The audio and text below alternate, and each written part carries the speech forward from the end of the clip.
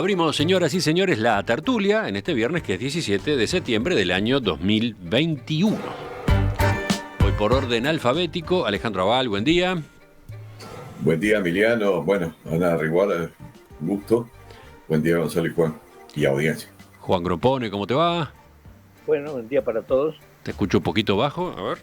Bueno, buen día para todos. Perfecto, sí, ahora sí. Gonzalo Pérez del Castillo, ¿qué tal? Muy buenos días. Bueno, a todos mis contertulios, incluso a las nuevas y a la audiencia. Las nuevas, o la nueva, porque ya quedó mencionada por Alejandro, nos acompaña hoy como invitada Ana Riguar, socióloga. Ya ha estado otras veces, en estos días, hace poco estuvo en otras mesas y hace meses participaba de manera frecuente en las tertulias. Ana, buen día.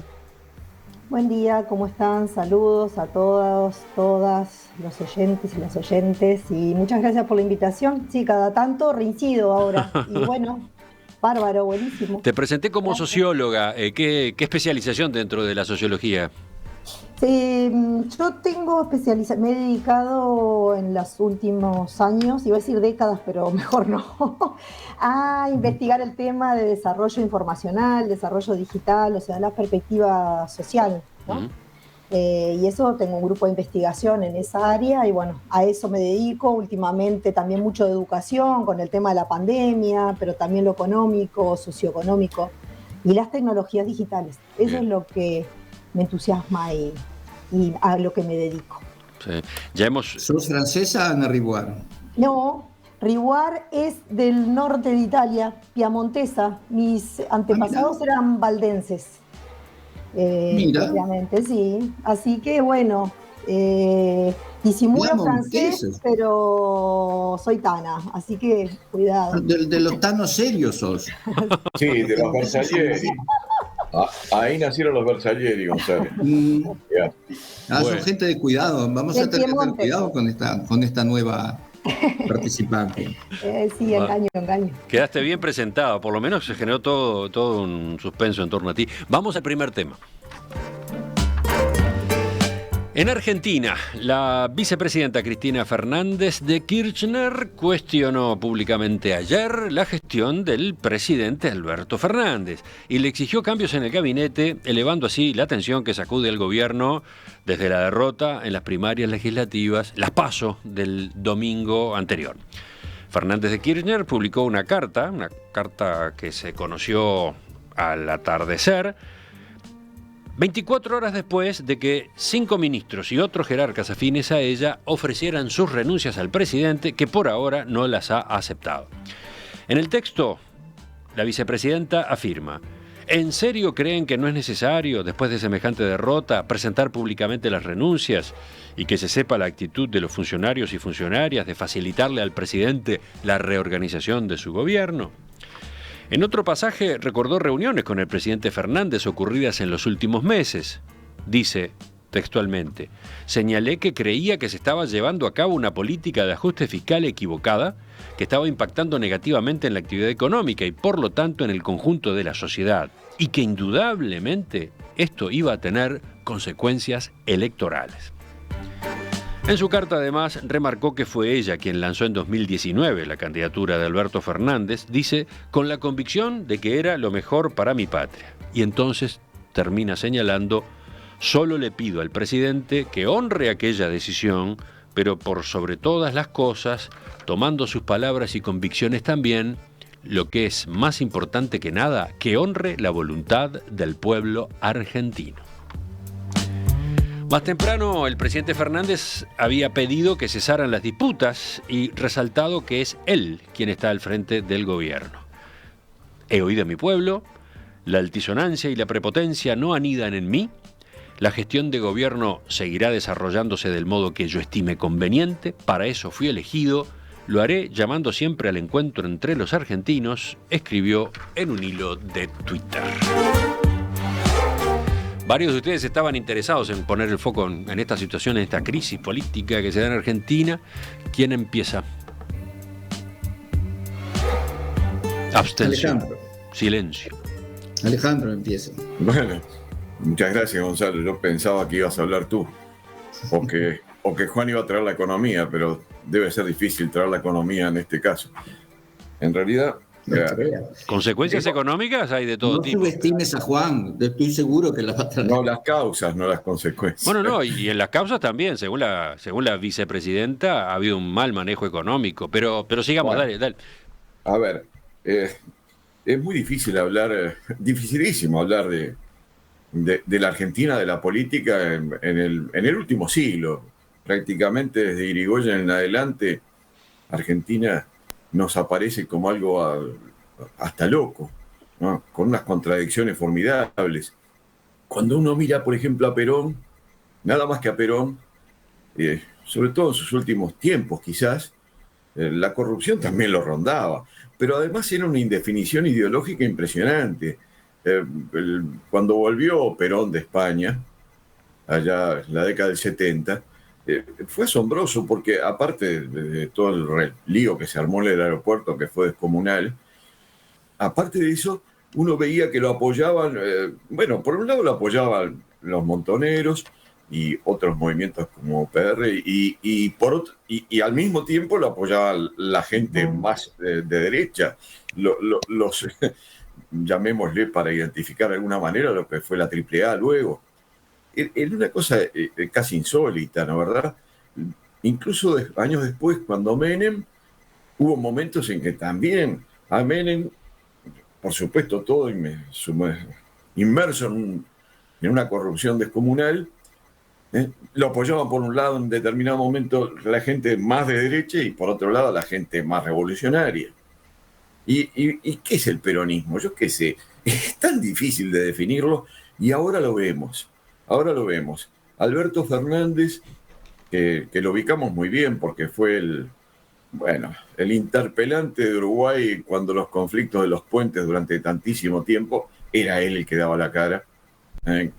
Bueno, ese mismo Alberto Fernández después colaboró con Cristina, bueno, primero con Néstor, después con Cristina un poco porque después se peleó. Y durante años dijo las cosas más horribles de Cristina y de su gobierno, diciendo que no había nada absolutamente rescatable. Yo no tengo las palabras precisas de lo que dijo, pero dijo eso, que no había nada rescatable en el gobierno de Cristina Kirchner.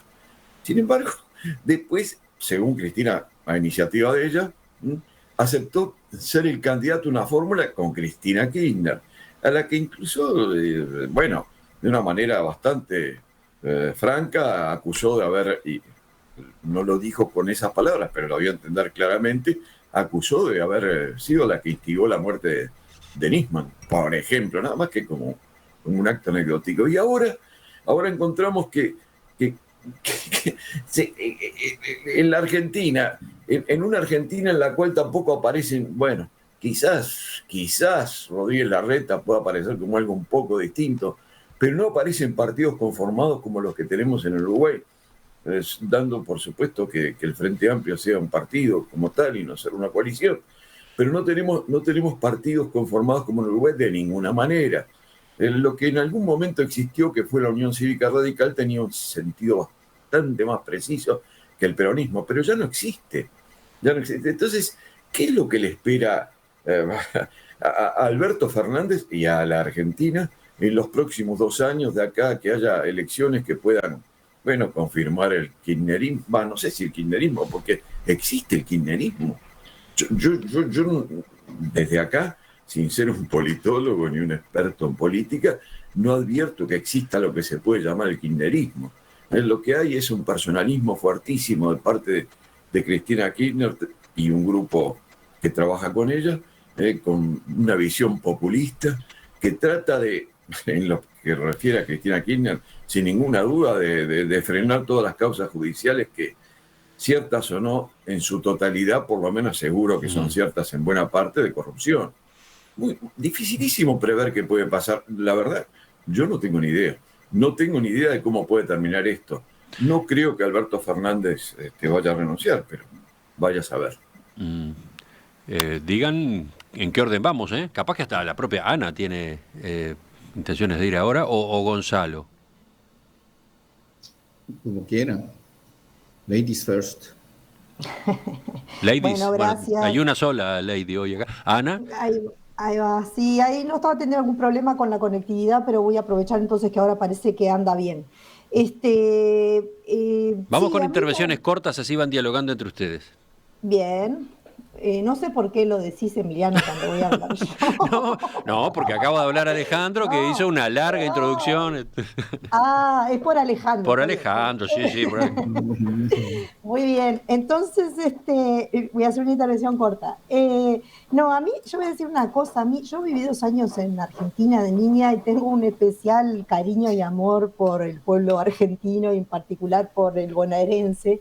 Y la verdad es que, cuando pasan estas cosas, estas y otras parecidas, estos problemas políticos o mismo sociales, ¿no?, que ha vivido, me da una tremenda tristeza, es lo primero que quiero como compartir. O sea, que me alejo del sentimiento de gozo que genera en muchos compatriotas, el fútbol, muchas cosas. Eso en primer lugar. Y creo que también lo que está pasando ahí, para tratar de evitar un poco recaer en descifrar el peronismo, que es algo que ya ha intentado mucha gente y es imposible, muchos cientistas políticos y sociales, nacionales, internacionales, de todo tipo, pero sí creo que es un movimiento, partido, como quieran llamarle, que sí cristaliza mucho algunas dinámicas del poder no favorables, ¿no? Para no que no enaltecen la política, sería la cuestión, que es muy importante la política, ¿no? Entonces, yo lo que me parece que es importante también tomar esto como aprendizaje de la importancia que tiene el republicanismo, que creo que es lo que un poco se olvida a veces o se pierde y que nosotros creo, ¿no? Las cosas se actualizan, se reconquistan día a día, así que también acá se puede perder el republicanismo, pero con eso me refiero a esto de, bueno, de sociedades donde la independencia de los poderes corre, donde hay respeto por el adversario, donde se reconoce en el rol distinto y separado de organizaciones de la sociedad civil, en fin, muchos valores que creo que hay que rescatar. Y yo tomaría lo que está pasando en Argentina también para mirarnos en el espejo, porque creo que no tiene por qué no pasarnos esto, ¿no? Entiendo que hay como una cuestión, o sea, que hay que estar alerta y aprendiendo y defendiendo los procesos democráticos todo el tiempo. Y creo que se juntan acá una dinámica, una cuestión que llama estructural y tradicional de ellos, ¿no? De cómo hacen política y cómo se relacionan, con nuevas formas, todo esto de la política vía Twitter, de lo mediático incidiendo. Entonces, que bueno, capaz que lo dejo para otra intervención para no para no acaparar, pero sí esta cuestión de estos medios, a la vez que acercan o hacen el contacto directo del líder o de la lideresa en este caso, con la gente, también es esta dinámica de desconocimiento de las instituciones. Bueno, lo dejamos, sí, ahí está, con esos puntos suspensivos. Gonzalo ya estaba pronto, ya creo que estaba largando, ahora sí. Sí, sí. Bueno, a mí lo que más me gustó de la intervención de Cristina es ese viejo dicho, ¿no? Que no sé si en Argentina se usa, pero nosotros lo utilizamos mucho, es decir, yo argentino, es decir, yo no tengo absolutamente nada que ver. Entonces la carta de ella es fantástica, porque ella niega que ella tuvo nada que ver con todo esto, ¿no? Derrota electoral en Las PASO fue en Buenos Aires, en Capital Federal, en La Pampa, en Entre Ríos, hay 42% de pobreza, hay una inflación que creo que entre enero y agosto fue del 32%, es decir, que vamos con una inflación del 50% anual, hay una deuda con el Fondo Monetario que es impagable, y ella, poco menos que dice, ella que fue la persona, el personaje político que más marcó la historia de la Argentina en el siglo XXI, le manda una carta llena de pequeñas recriminaciones sobre que ella tuvo tantas reuniones con él y Sí, no le hace caso. Leo para los oyentes, para los oyentes que no han accedido a la carta, leo un par de frases. En las primeras 18 reuniones, la última de ellas el 7 de septiembre de 2021, siempre le planteé al presidente lo que para mí constituía una delicada situación social y que se traducía, entre otras cosas, en atraso salarial, descontrol de precios, falta de trabajo, etcétera. Sin desconocer, obviamente, el impacto de las dos pandemias, la macrista primero y la sanitaria a los 99 días de haber asumido el gobierno. Igualmente, siempre remarqué la falta de efectividad en distintas áreas del gobierno. Y después dice, no lo dije una vez, me cansé de decirlo, y no solo al presidente de la Nación. La respuesta fue que no era así, que estaba equivocada y que de acuerdo a las encuestas íbamos a ganar muy bien las elecciones. Mi respuesta invariablemente era, no leo las encuestas, leo economía y política y trato de ver la realidad.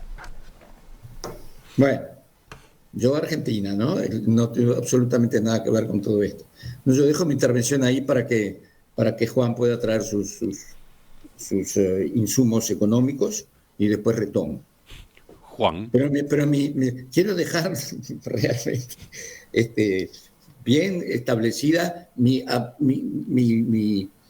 ¿cómo se dice? Mi asombro ante la caradurez de esta persona, ¿no? Que ante una situación como la que se ha generado y de la cual ella es fundamentalmente responsable, manda una carta pública como esta. Bueno, pone.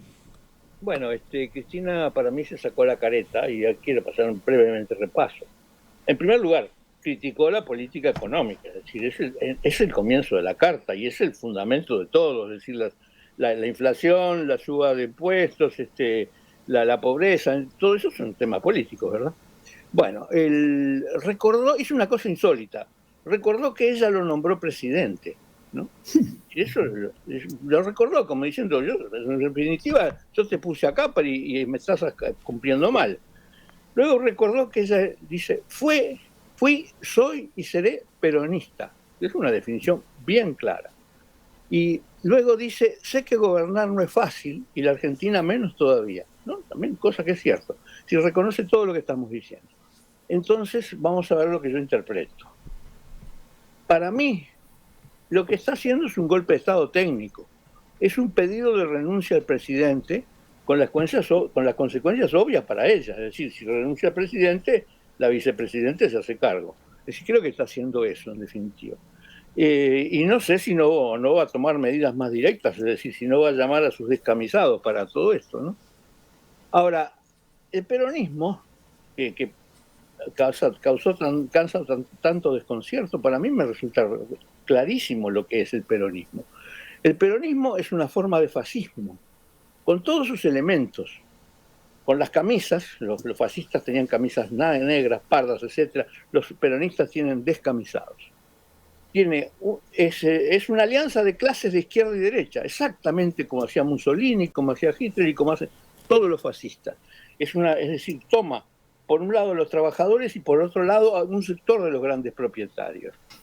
Y elige como enemigo a otro sector de los grandes propietarios. Es decir, en el caso de Mussolini y de Hitler, era la nobleza feudal la que era la enemiga, y en cambio los propietarios industriales, los que eran los amigos, igual que los trabajadores. Bueno, está la alianza entonces de izquierda a derecha.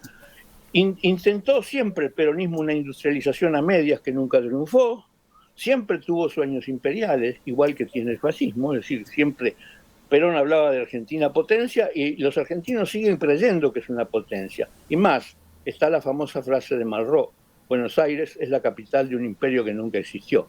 En fin, creo que todo esto es así. Así que yo, con los peronistas, lo voy a decir una y otra vez, no quiero saber nada. ¿Me permitís una...? Ese es un mensaje que tú has pasado más de una vez, Juan, y que va como para la izquierda, ¿no?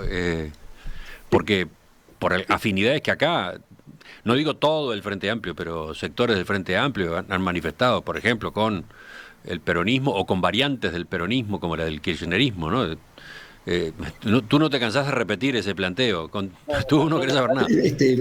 Perdón, Emiliano, y yo no me canso de apoyarlo, porque yo recuerdo siempre que el señor Perón primero se formó en la Italia fascista y trajo de ahí un montón de ideas.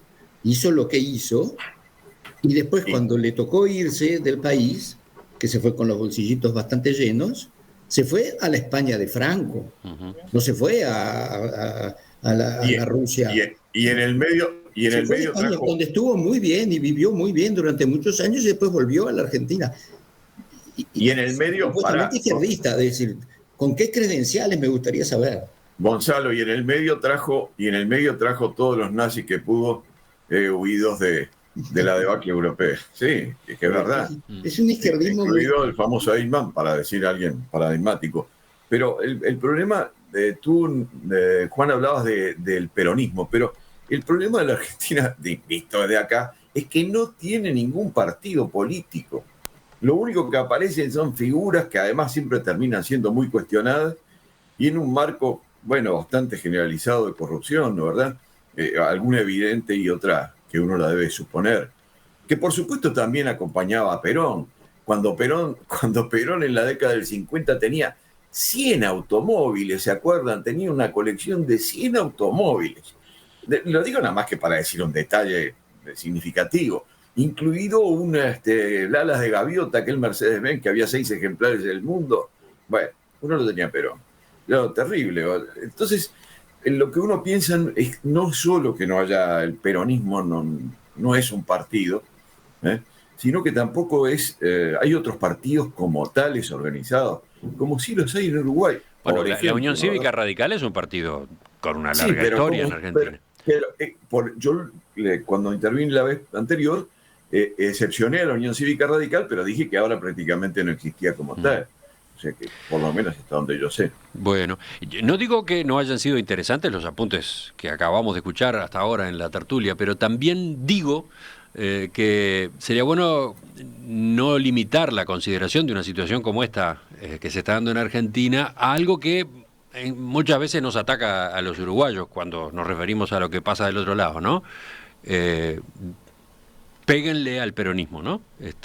Como que la visión, la reflexión, el análisis de una situación difícil como la que puede estar planteándose en este momento, termina reducida a péguenle al peronismo, péguenle al cristianismo, ¿no? ¿Cómo hacemos para avanzar un poco más que eso? Porque claro, objeciones hay muchas, críticas hay muchas, pero ¿cómo hilamos un poco más fino en lo que está pasando? Sí, yo quería comentar, retomar un poco y acá intercambiar con Juan también el tema de que tiene tan claras las cosas. A mí eso siempre me gustó de trabajar con ingenieros, de que entra todo como en unos cuadritos interesantes, logran abstraer y simplificar la realidad. Pero la verdad, Juan, que si vas a la facultad mía no está clara la definición de peronismo que acabas, y hay bibliotecas enteras de qué es el peronismo, y todo el departamento de ciencia política de mi facultad de ciencias sociales de la Universidad de la República, un saludo a los colegas y compañeros, y hay diversas teorías de la articulación con el movimiento social, y no todos los peronistas son fascistas, y cuestiones así, cortando grueso que yo también podría señalar. Pero mirá, por ejemplo, acá tengo este mensaje de Matías que dice: es una burrada lo que están diciendo del peronismo, llamen a alguien que sepa, el peronismo es el partido de la justicia social en Argentina. Y es un mensaje, uno de varios, ¿no? Ahí está, y eso hay bibliotecas. Una justicia social bárbara, Bueno, pero hay bibliotecas enteras fundamentando eso y argumentando y con investigación. Miren que tampoco es que yo me voy a poner a defender el peronismo y el justicialismo, porque no sería justo la persona indicada, pero tampoco simplificar porque tiene agenda, y particularmente esta ola de los que están más recientemente, porque aparte tenemos los que ustedes han mencionado, ¿no? Y los simpatizantes del fascismo y del nazismo en particular, tenemos gente por acá también, ¿no? Hemos tenido en esa época algunos líderes históricos de los partidos tradicionales. O sea que fueron momentos interesantes desde ese punto de vista también. Pero yo quería volver a la temática y recoger un poco el guante de lo que planteaba Emiliano. Creo que también esto se está dando, este ruido al estilo peronista y al estilo cristinista y al estilo mediático de la época, farandulero de la época, es una previa electoral, ¿no? O sea, a ver, ahora acá estamos en una etapa diferente, pero acuérdense de mí dentro de 2 años, cuando estemos más, dentro de 1 año y medio, cuando empiece, no a este estilo, por favor, espero que no. ¿Por qué? Porque creo que estos mismos actores políticos son políticos de fuste, ¿no? O sea, están en el poder, es como lo son el presidente nuestro, tienen que cuidar las instituciones, o sea, tienen que cuidar que no les gane esta dinámica de la interna política, o sea, esta parte que yo decía más prosaica de la política, por sobre lo que es el país. O sea, la sociedad, ellos hablan mucho de nación, a mí me gusta más que el tema de la república por lo que decía hoy, ¿no? O sociedad en todo caso, que abarca mucho más. ¿A qué me refiero? Que empiezan con estas cuestiones y lo que hacen es delegitimar la política, delegitimar las instituciones democráticas, en lugar de hacer un aporte verdadero, serio, para cambiar. Las democracias están muy, muy cuestionadas, ¿no? O sea, ya no me voy a ir para otros temas, pero otros países.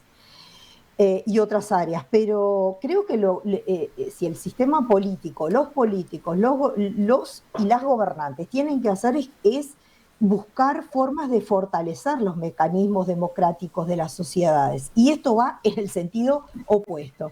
Y en un contexto, además que la gente está pasando mucha necesidad, está sufriendo mucho, no solo por las condiciones de vida de la propia pandemia, la angustia, todo esto que nos ha tocado vivir, sino las condiciones sociales en las que están viviendo, tratando de sobrevivir, de superar. Entonces, me parece que apelar a esa responsabilidad, me parece que me gustaría a mí dejar como mensaje y no dejarse llevar por las internas, por las elecciones, etcétera, ¿no? Un par de apuntes, No, un par de intervenciones más. Quiero aclarar una cosa, Sí.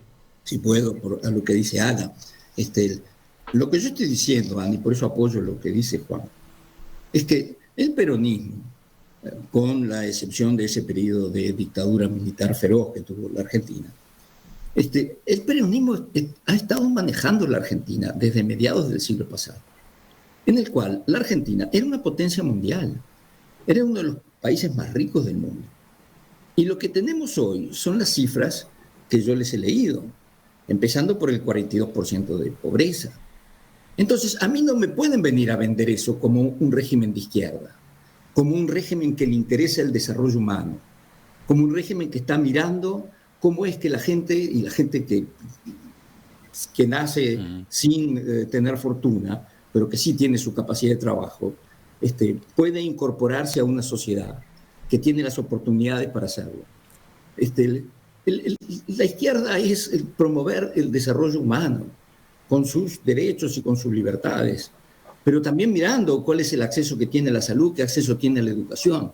Cuando tú tenés un gobierno peronista que ha marcado la historia de la Argentina en la última mitad del siglo y más, y tenés estos resultados, a mí no se me puede vender eso como de izquierda ni progresista. Bueno, también están los resultados que dejó el periodo Macri, ¿no? 4 años, sí, otro desastre, pero de acuerdo. Pero ya venía muy mal. Digo, para complicarla un poquito más, para no quedarnos simplemente en eso de péguenle al peronismo, ¿no? Y sobre todo para volver, por lo menos en el final, a lo que está pasando, a esta crisis en particular y cómo se sale de ella, cómo nos pega a nosotros, cómo nos afecta, por qué la miramos con tanta atención. ¿Quién queda? ¿Alejandro? ¿Juan? Bueno, Alejandro. Muy corto. Dos comentarios. El primero, que tiene razón Ana, me parece, cuando habla de que el peronismo logró promocionar a mucha gente, en una enorme cantidad de gente en sus comienzos, en los finales de la década del 40 y comienzos de la década del 50. Gente que estaba totalmente dejada al margen por lo menos hasta donde llega mi conocimiento, de lo que pasaba en la sociedad. Que estaba totalmente al margen de los bienes que puede dar una sociedad. Estoy de acuerdo que fue así. Creo que después desapareció eso, se desdibujó absolutamente. Pero bueno, lo que pasó después no lo sé, pero sin duda al comienzo por lo menos fue así. Y lo segundo que quiero comentar es que Ana hacía referencia a que hubo gente en los partidos tradicionales partidaria del fascismo. Sí, no tengo la menor duda de que fue así. Pero también hubo, y la hay, gente en el Frente Amplio partidaria del totalitarismo. De un totalitarismo tan rechazable y repudiable como el fascismo. Esa es una opinión que me parece importante decirla. Y ahora. Está bien, pero volvamos a lo que está pasando en Argentina ahora, que ese es el punto en el que partimos. Juan. No, yo creo que todo el mundo está de acuerdo que es difícil de encasillar el peronismo. ¿Y por qué es difícil de encasillar el peronismo? Porque el peronismo presenta una alianza de clases imposible. Es decir, en una sociedad capitalista organizada, formal, existe la clase de los trabajadores y la clase de los propietarios del medio de producción.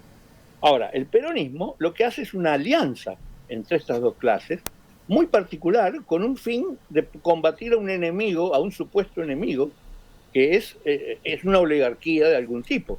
Es decir, eso es lo desconcertante, es lo que hace que sea difícil de encasillar. Pero eso, precisamente, es lo que se llama fascismo. Es lo que inventó, lo que descubrió Mussolini para intentar organizar Italia como un país capitalista. Fue lo que organizó Hitler cuando intentó salir de los resultados desastrosos de la Primera Guerra Mundial. Fue lo que intentó España cuando hizo la revolución Franco. Fue lo que intentó Portugal. Fue lo que se intentó inclusive en Brasil en algún momento, y hasta hubo un brote pequeño en el Uruguay en esa época. Es decir, es un mecanismo desesperado de una sociedad que no encuentra el camino para establecer una sociedad capitalista. Esta historia continuará y aparecerá de nuevo, supongo, en la agenda de esta tertulia el lunes que viene, el martes, veremos. Ahora cambiamos, vamos para otra zona del mundo.